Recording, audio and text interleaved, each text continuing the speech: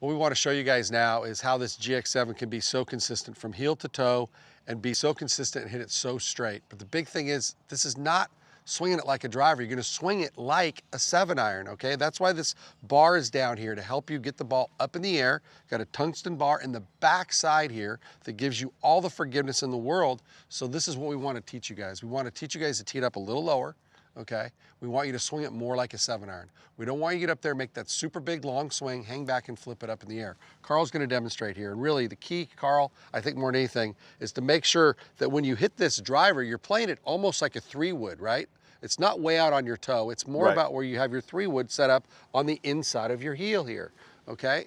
And as what we also want to do is get you to stand just a little bit closer, because we want this club to be a little more upright for you. When you come into the ball, you want to come into it a little steeper, so you're hitting this tee first and pushing it forward and moving the ball forward. So Carl, go ahead and think about, like, for me, what I always thought about, which is so good, is think you're making like a 3/4 driver swing, but I want the speed to be past the golf ball. Don't give up on the speed just because we're hitting a club that's not a traditional driver. We're still trying to hit this ball hard. Right. It's just we're swinging it a different way. We're going to be swinging down on it slightly. We're a little bit closer, a little bit more upright. So we're going to get quite a better thump out of the positions that we're in. But don't just try and swing it smooth and hit it straight. The club's going to go straight if you hit it solid. Hit it hard. Hit it hard. Go ahead and hit it, but you got to hit it past the golf ball, not from the top. So many guys with your drivers, you get up there and you make this big old backswing and you start down, and then everything slows down because you're trying to make contact with the golf ball and trying to find the golf ball. No, we want it to be here and then there.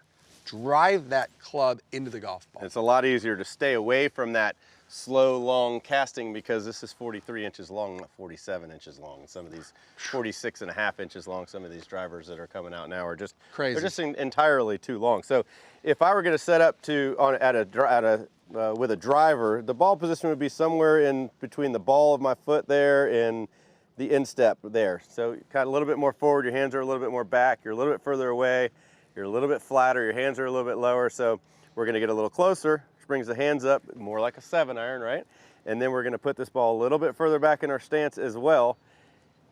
And then I want to make sure that you're just swinging like a 7-iron, right, guys? We're just going to take the club back on plane. There's no jump or no force. We're just going to take it back on plane, and then we're going to twist through and rotate as fast as we can. We're trying to hit this thing as far as we can, right? Right. It's still the club that we're using for the first shot off of a tee on a par 4 or a par 5. So we still want to get the distance that we would get out of our driver. The cool thing is it's going to be much more consistent, so you're going to hit a whole heck of a lot more fairways. So again, we're going to get a little bit closer.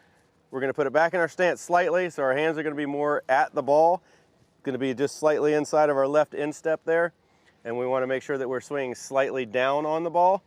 And that's just absolutely perfect for what we're trying to do. We're trying to hit a straight bullet right down the middle of the fairway. Let me see if I can hit us a good one here.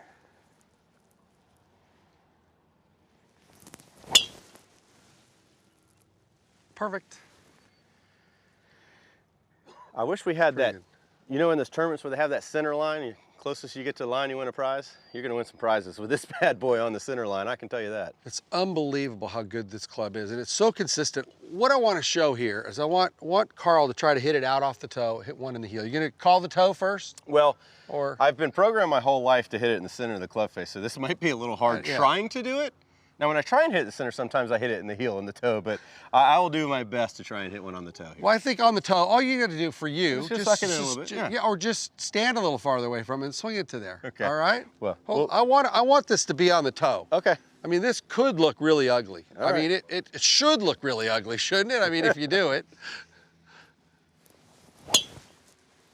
Wow. Oh, you're kidding me. Was that really on the toe? Yes, it was. Look. That went perfect. Look, I don't know if you can get a good shot there. Right there. See the ball mark right there. There it is, out on the toe. About 4 dimples on the toe. By the way, that might be a hot I think spot. I might try to hit the toe again because that was fantastic. Let's see if we get one on the heel. That was unbelievable.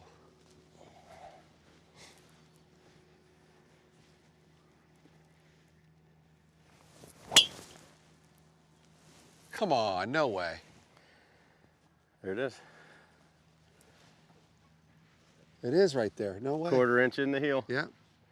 And that went as far and as high and as straight as the one on the toe and the one in the center.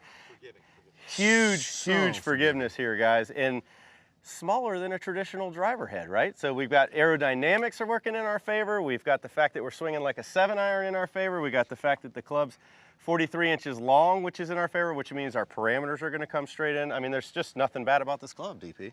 And the reason why I had you do that is because I want you to go ahead and swing it. You don't have to hit it right in the center every time. You got a huge sweet spot. How much confidence does that give you when you can hit it?